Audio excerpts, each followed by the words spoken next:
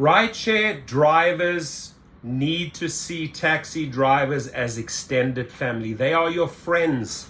They are not your opponents. They are not your competition. In fact, what they do, right, makes your job better, because Uber and Lyft have to fight, right, and do better.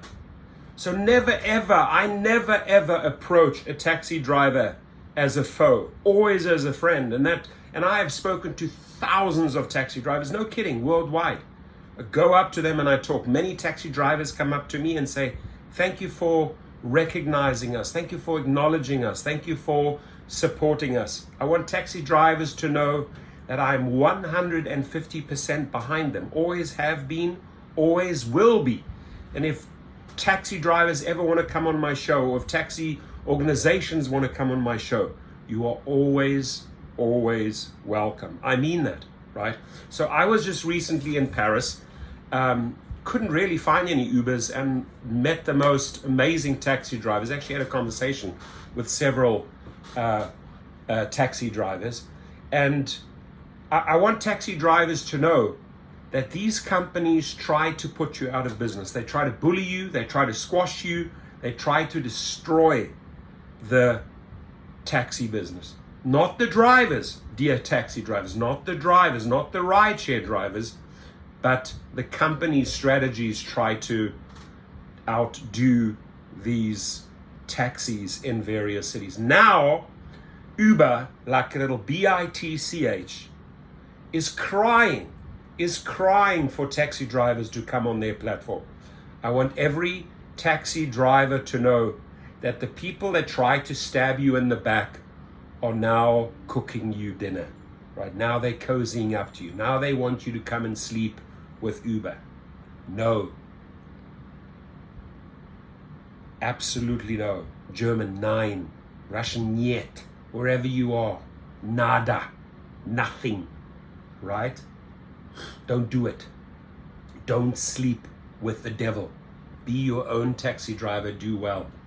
Uber was born out of the frustration of two US entrepreneurs trying to catch a cab in Paris. Fast forward more than a decade later, the ride-hailing giant is making waves once again in the French capital, this time wooing the taxi drivers whose service it once bemoaned. We are looking at integrating taxis into the Uber application in Paris, Uber told Euronews. Bad idea. We are willing to co-construct with the sector a product that meets taxis' expectations and Parisians' mobility needs. The company is not just doing so in Paris. In recent months, Uber has been striking deals with taxi companies around the world to enlist them on its platform as it seeks to widen its pool of drivers, because they are paying these drivers so dismally, so poorly, that they are now trying to con these taxi drivers. Stay far away if you are a taxi driver. The company is not just doing so in Paris, but is trying to, like I said, doing these deals worldwide. Deals are already in place in Germany, Austria, Spain, Greece, Italy, Turkey, and more recently in Brussels. It's now taking on Paris, which may well be the hardest European city to conquer.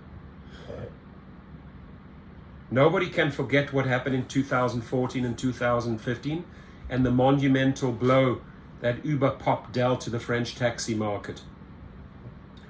Barada, who leads the Paris branch of France's national taxi union, told Euronews, Uber Pop was a service that relied on drivers without commercial licenses, essentially anyone with a car looking to earn extra income.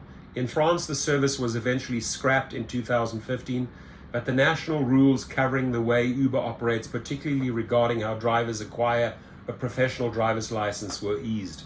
A key grievance taxis have against private hire services is that their drivers do not have to purchase or rent a costly license to start picking up clients, and this amounts to unfair competition. Barada said one more of his colleagues had recently committed suicide over the debt she racked up to repay her 240,000 euro taxi license. I think Uber did not behave well, and a big part of the fleet hasn't forgotten that, Barada said. The wound hasn't healed yet, as you can see the pictures here. Uber is well aware of the hard feelings. The company spokesman said, while these are understandable, over 200 taxi drivers have already joined the platform in Paris, and globally tens of thousands have. The company is facing a shortage of drivers in a number of cities around the world to absorb a post-pandemic jump in demand for rides as locals return to a more social life and international tourists make a comeback.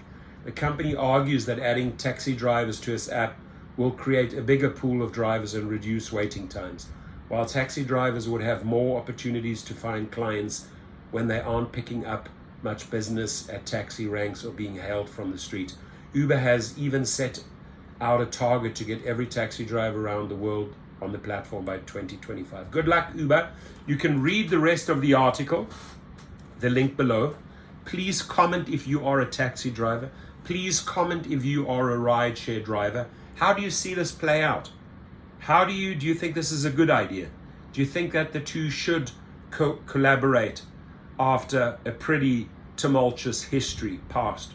What do you think? I'm really interested to hear both sides, taxi drivers and rideshare drivers. Be safe.